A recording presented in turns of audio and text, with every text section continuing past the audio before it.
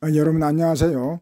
오랜만에 다시 시작하게 되었습니다. 더 명쾌하고 철저하게 강독을 할 수 있도록 노력하겠습니다. 여러분들도 많은 호응을 기대하면서 바로 시작하도록 하겠습니다. 오늘 할 것은 자라투스트 머릿말 서문인데요. 앞에 서문부터 하도록 하겠습니다. 그런데 이 서문은 대단히 중요하죠. 대단히 중요한 내용으로서 요 니체 철학 전반을 전반적인 그런 내용을 압축해 나왔다고도 할 수 있기 때문에 대단히 그만큼 난해합니다. 난해하지만 그러나 우리가 이미 50강을 했기 때문에 큰 무리 없이 쉽게 또 넘어갈 수 있다고 생각됩니다. 이 서문은 한 10줄까지 해서 한 열 몇 장밖에 안 되는데, 요 서문은 니체 철학의 어떤 그 핵심들, 이를테면 뭐 초인 권력의지, 영혼회귀, 운명애, 뭐 가치 전도, 허무주의, 뭐 이런 핵심적인 그런 개념들을 담고 있습니다. 그러니까 이런 것들 염두에 두면서 시작하면 되겠습니다. 그럼 봅시다.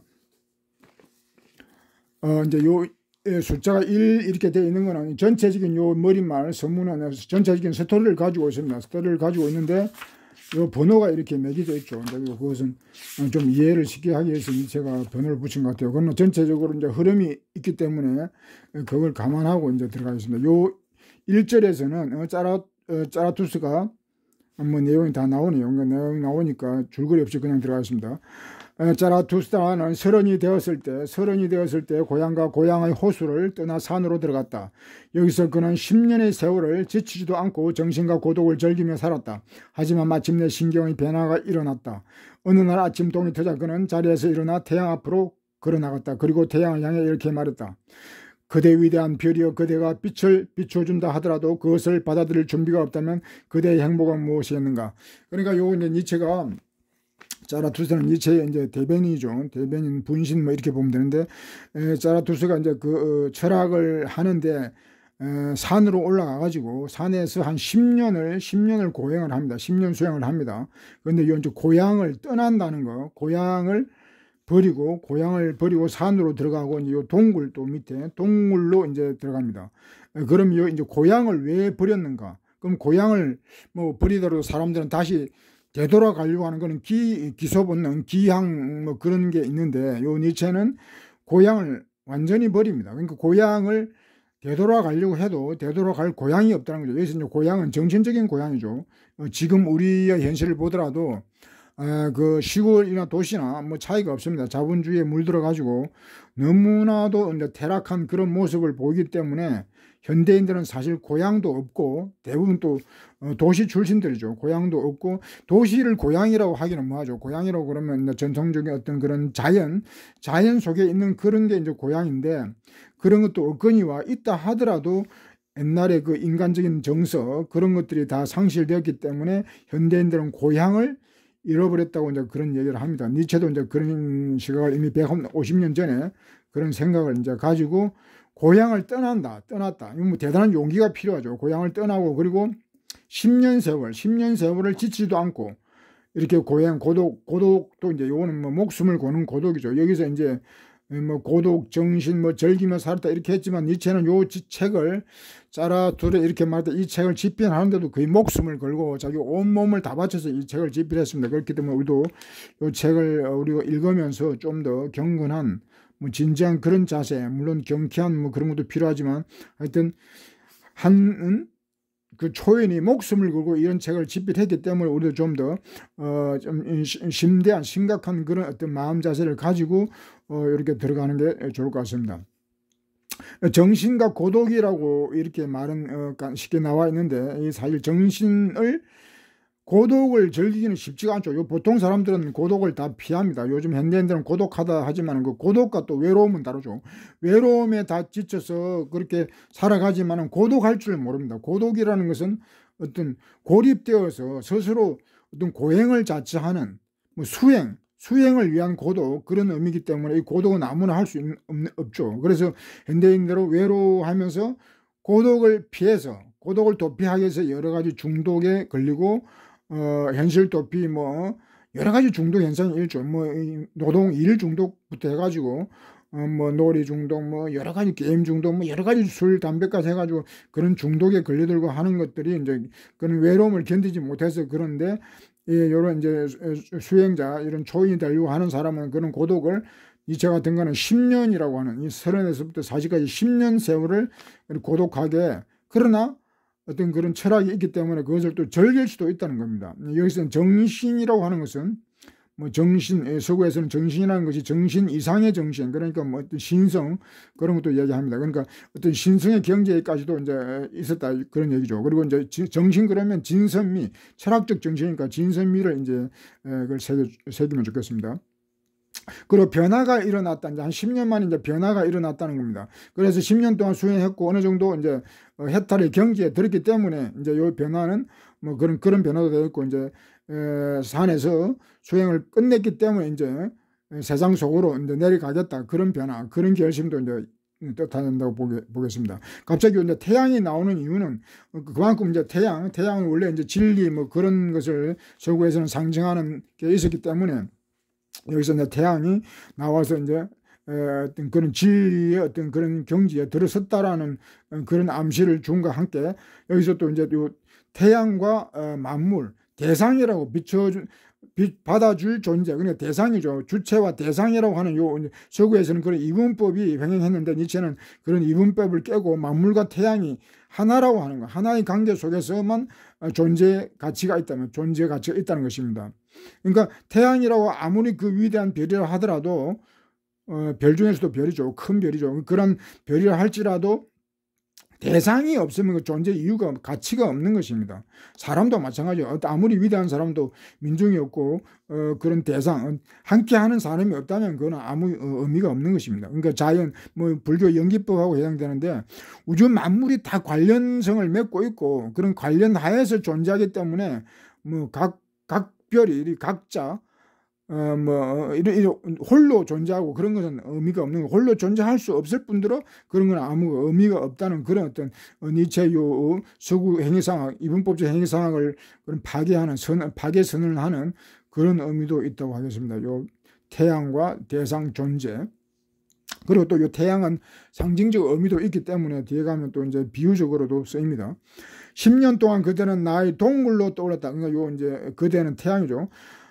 나의 동굴로 떠올랐다. 그러나 나와의 독수리와 나의 뱀이 없다면 그대는 자신의 빛과 그 빛의 길이 싫어지고 말았을 것이다. 우리는 아침마다 그대를 기다리고 그대로부터 얻는 충만. 그러니까 요 이제 구체적으로 이제 나와 독수리와 뱀, 요 독수리와 뱀은 니체의 어떤 그 평생 가는 그런 어떤 동반자, 동지라고 할 수 있습니다. 요 뭐 독수리 동물이 무슨 동지냐 이렇게 할 수 있는데 니체는 독수리와 뱀을 인간보다도 오히려 더 위대한 그런 존재로 봅니다. 그러니까 독수리 같은 경우는 어떤 긍지, 신 그런 걸 상징하고 뱀은 지혜, 니체 철학의 어떤 영혼회계, 독수리는 뭐 권력, 의지, 뭐 그런 화신이 되기 때문에 아주 그 중요한 의미를 띠고 있습니다. 그러니까 요 독수리와 뱀은 계속 나옵니다. 너무 중요하기 때문에 요 서문 뒤에도 또 나오고 태양도 마찬가지고 태양 뭐 동굴 이런 것도 맨 끝에까지 사부 뭐 끝에까지 그 태양하고 그 뭐 동굴 이런 얘기는 나옵니다. 그 동굴 또 이것도 중요한 얘기인데요. 동굴 왜 동굴로 들어갔는가? 이 동굴 그러면 이제 서구에서는 플라톤 철학을 생각할 수 있는데 그 플라톤의 그 동굴하고는 다르죠. 거기는 암흑이죠. 암흑의 어떤 그런 동굴. 근데 니체는 이제 그런 동굴이 아니고 햇빛이 들어옵니다. 이렇게 햇빛이 태양이 이렇게 비춰주는, 가끔씩 비춰주는, 그러니까 암흑과 그런 광명이 함께 있는 거죠. 그러니까 음양이 같이 있는 그런 의미가 있죠. 플라톤은 요 뭐 태양도 플라톤이 강조를 했지만은 뭐 이집트의 그 파라오 뭐 그 태양신을 그 숭배하고 그런 것도 있었지만은 그런 거하고 니체의 또 태양은 다르죠. 그 태양하고 어떤 요 나중에 나오니까 하여튼 좀 플라톤하고 니체의 태양, 동굴 이런 건 다 좀 의미가 다릅니다. 같은 말을 쓰기는 하지만 그런 걸 감안하고 하여튼 독수리와 뱀 이런 것이 있었기 때문에 태양도 가치가, 존재 이유가 있고 행복을 느꼈을 것이라고 이제 그렇게 말하는 거죠. 우리는 이제 독수리와 뱀과 나 이렇게 되었죠. 3자. 우리는 아침마다 태양을 그대를 기다렸고 그대로부터 얻는 어떤 충만, 그대로부터 어떤 풍요로움, 여기서 이제 태양은 상징이 되겠죠. 이제 진섬, 태양을 진섬미의 어떤 그런 상징으로 보면은, 니체는 아침마다 이제 그렇게 태양을 보면서 태양을 연상하면서 어떤 진섬미를 갖다가 만끽하고, 그로부터 충만감을 얻었다. 이제 그런 내용입니다.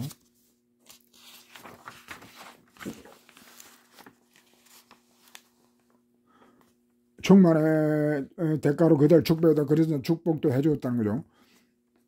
보라, 나는 너무도 많은 꿀을 모은 벌처럼 나의 지혜에 지쳤다. 그러므로 이제는 나를 향해 내미는 손들이 있어야 되겠다. 이제 태양은 이제 그 니체의 어떤 베푸는 그런 도덕을 상징하는데, 니체도 이제 10년을 고행을 하면서 철학을 했기 때문에 엄청난 많은 지혜, 꿀이라는 것은 여기서 지혜죠. 엄청난 꿀을 그걸 모았고, 그것을 이제는 세상에 베풀겠다는 것입니다. 그래서 나를 향해 그런데 베풀고 싶은데, 먼저 그렇게 하기도 뭐하고, 누가 그렇게 좀 손을 내미는 손이 있었으면 좋겠다. 그것을 지혜를 좀 얻고자 하는 사람, 그런 갈구하는 사람이 좀 있었으면 좋겠다. 그런 소망을 얘기하는 거죠.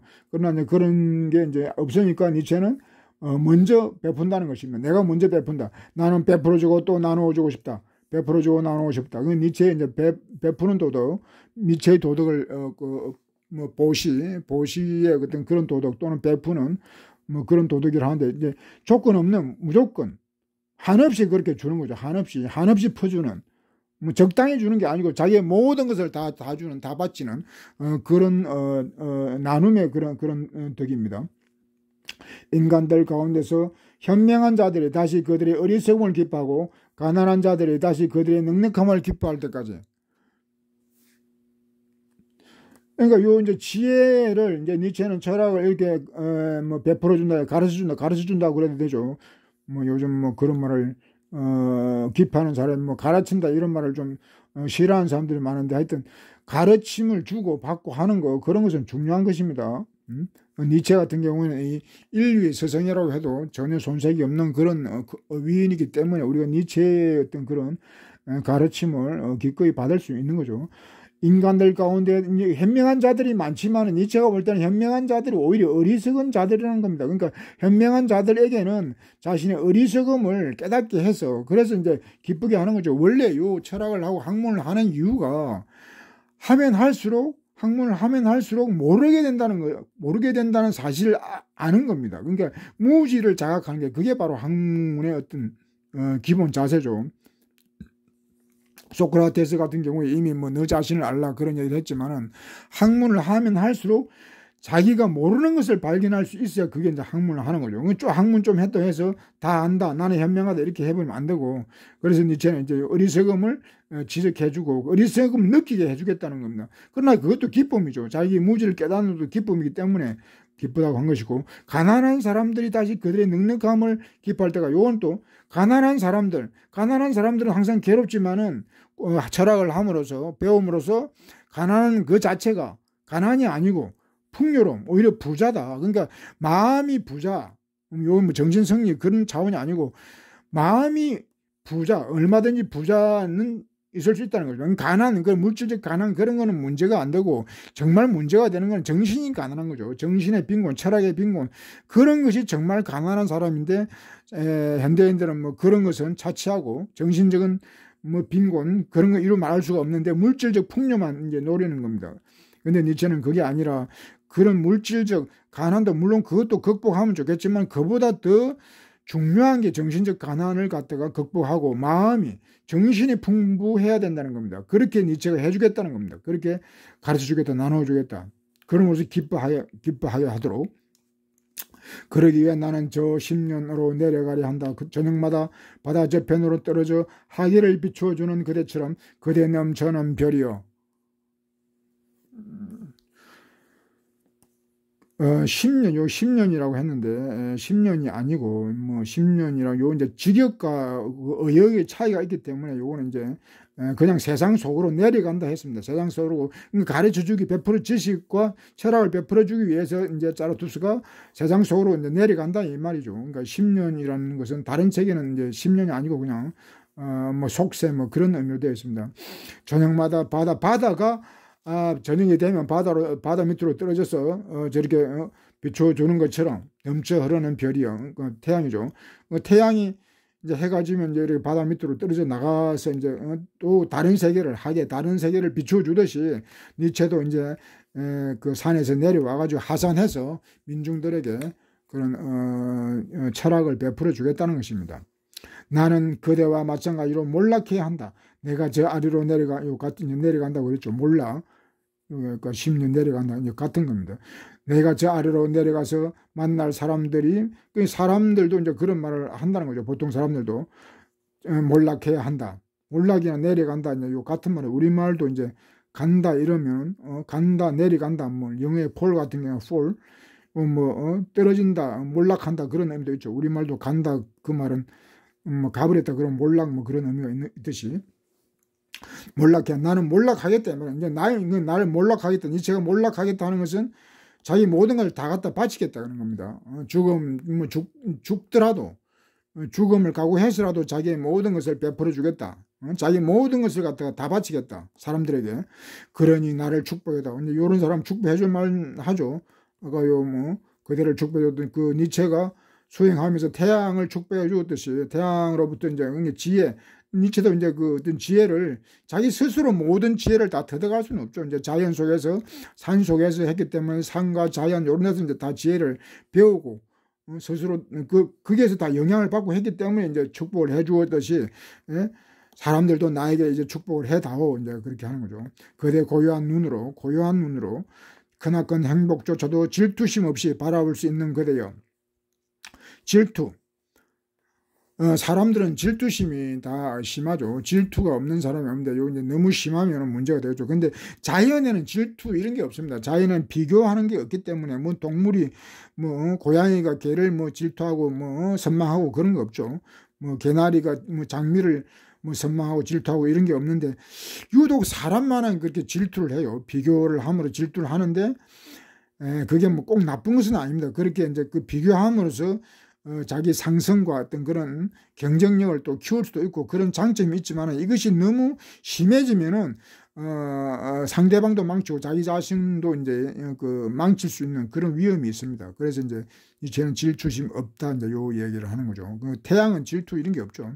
넘쳐 흐르고자 하는 이 잔을 축복해다오. 그러니까 이제 니체가 지혜가 지금 넘쳐른다. 아까 넘쳐른다 했죠. 지혜를 니체는 철학을 깨달음을 얻었기 때문에 이제 베풀고 싶다. 베풀고자 하니 이제 축복해 달라. 황금빛 이제 지혜를 황금빛에 이제 비유하는 거. 니체는 이 황금빛 진리를 황금 지팡이 이런 식으로 황금에 많이 비유합니다. 황금빛 물이 흘러나오고 그대의 환희를 온 누리로 대비추어 줄 이 잔을 보라. 이 잔은 다시 비워지기를 바란다. 자라투스는 다시 인간이 되고자 한다. 그러니까 자기의 모든 지혜 가득 찬 넘쳐 흐르는 그런 지혜의 잔을 갖다가 이제 완전히 다 비우고 싶다 이거죠. 완전히 다 사람들에게 민중들에게 베풀고 싶다. 다시 인간이 되고자 한다. 그럼 요거 말은 아까 니체가 10년 동안 고행을 하면서 어떤 해탈의 경지, 신의 경지 그런 데까지 도달했는데 다시 민중 속으로 들어간다. 그러니까 인간이 다시 초인해서 다시 인간으로 내려간다. 그러니까 요게 이제 화강동진. 화강동진이란 말은 이제 노자가 한 말이지만 불교에서 더 강조하는 말입니다. 화강동진, 하와중생, 불교에서 상고불의 하와중생인데 자기를 낮추고 자기를 감추고 화강동진 그거는 자기의 빛을 감추고 티끌이 된다 이 말이죠. 티끌이는 엄청나게 낮은 데로 가는 거죠. 자기를 완전히 죽이고 티끌처럼 그렇게 해서 민중 속으로 중생 속으로 들어간다고 이제 불교에서 하는데 이제 니체도 다시 인간이 된다 이 말이죠. 초인의 경지에서 다시 인간으로 내려와서 그렇게 모든 것을 인류를 위해 이제 바치고자 한다는 겁니다. 그러니까 축복해 줄 만하죠. 축복해다오. 이렇게 해야 자라투스는 몰락이 적다. 여기 이제 몰락은 세상 속으로 내려간다 그런 의미와 자기의 모든 것을 죽을 각오하고 죽을지라도 모든 것을 다 바치겠다 그런 의미. 그러니까 내려간다, 세상 속으로 들어간다는 것을 더 이제 강력하게 표현한 거죠. 2절에서는 이제 내용 세상 속으로 들어가서 자기의 니체가 자라투스가 자기의 지혜와 철학을 이제 베풀기 위해서 이제 세상 속으로 내려가는데 그 도중에 이제 늙은 노인, 어떤 성자이긴 합니다. 늙은 노인을 만나서 이제 그 어떤 실랑이를 벌이는 내용이 이제 2절까지고, 이제 3절부터는 3절에 가면은 그 이제 세상 속 이제 도시에서 이제 벌어지는 일들이 나옵니다. 그래서 이제 자라투스는 홀로 산을 내려갔다. 이제 산을 내려왔다. 아무도 마주치지 않았지만 숲속에 다다랐을 때 한 노인이 갑자기 나타났다. 숲에서 풀불을 켜려고 자신의 신성한 오두막, 그게 이제 성자라는 거죠. 신성한 오두막집을 떠난 노인이었다. 노인이 자라투스에게 말했다.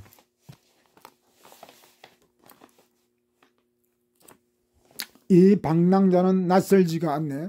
이 방랑자는 낯설지가 않네.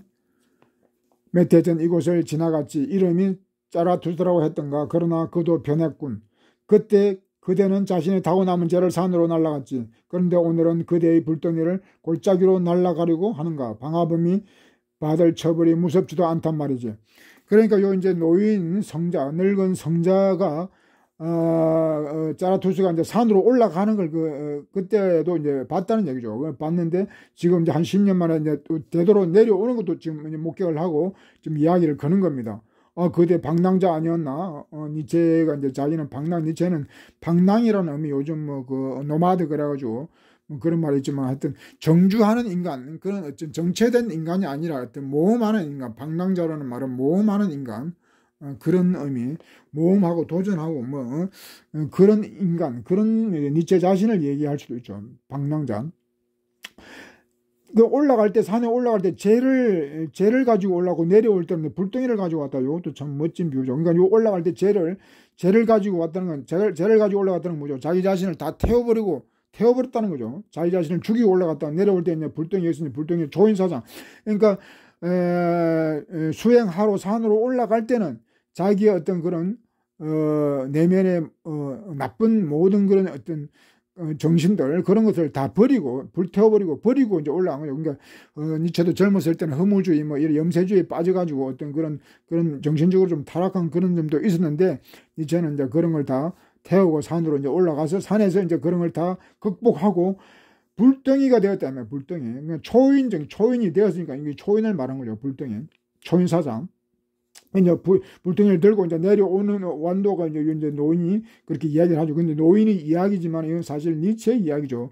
여기 나오는 모든 등장인물들, 니체 책에 나오는 모든 등장인물들의 어떤 말은 다 니체의 말을 라고도 해도 크게 다르지 않습니다. 그러니까 니체를 통해서 나오는 말이기 때문에, 니체가 그러니까 요 책에 니체 극장이라고 이렇게 누가 말하는 사람도 있었는데, 이 하나의 니체 극장, 니체의 드라마라고 한다면, 요게 이제 총 감동, 주연, 이런 건 다 니체 자신이죠. 여기 이제 주인공으로 나오는 자라투스타는, 니체 자신이자, 니체의 어떤 감독을 받는 그런 사람들의 어떤 그런 은행이기 때문에, 다 니체의 어떤 그런 사상이 반영이 되었다고 보면 됩니다. 그러니까 이 지금 성자가 너는 이제 당신은 불덩이가 되어 내려오느냐, 이렇게 말하는 것은 니체의 어떤 그런 그 생각이 그대로 반영된 거죠. 이걸 투사라고 그렇게 말할 수 있는지 모르겠네요.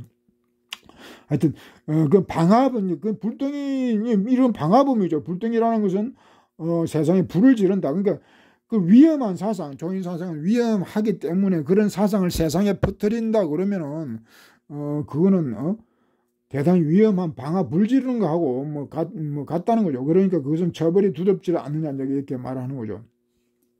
그래 분명 자라투스라 맞군. 눈을 맑아지고 입가에 이기음 말까면 살아서 마치 춤추는 자처럼 걸어가지 않는가. 이제 춤추는 가벼운 이제 아이가 나오죠. 춤추는 자라투스는 변했다. 많이 완전히 환골탈태를 한 거죠. 산으로 올라갈 때와 내려갈 때는 완전히 덕도를 해탈을 했기 때문에, 다른 건 이제 아이가 되었다면, 초인이 되었다 이 말이죠. 이제 여기서는 각성이라고 했는데, 각성 이 말은 반성 그런 뜻이 아니고, 각성 완전히 해탈, 큰 깨달음을 얻었다, 이제 그런 의미로 이제 각성입니다. 아이가 되었군. 각성. 그런데 이제 아이는 초인을 상징하니까요. 이제 그런데 이제 잠든 사람들에게도 가서 뭘 하자는 건가?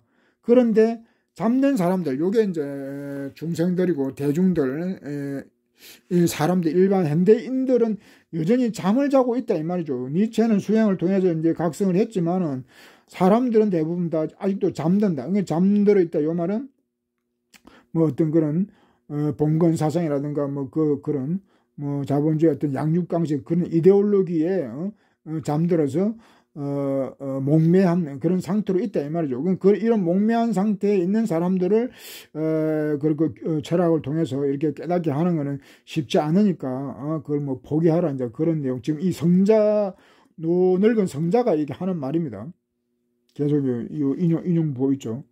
여기까지는 인용인데 그대는 마치 바다 속에 있듯이 고독 속에서 살았고 그 바다가 그대를 품어주었지. 그런데도 그대는 무태 오려려 하는가? 그대는 다시 자신의 몸을 질질 끄고 다니려 하는가?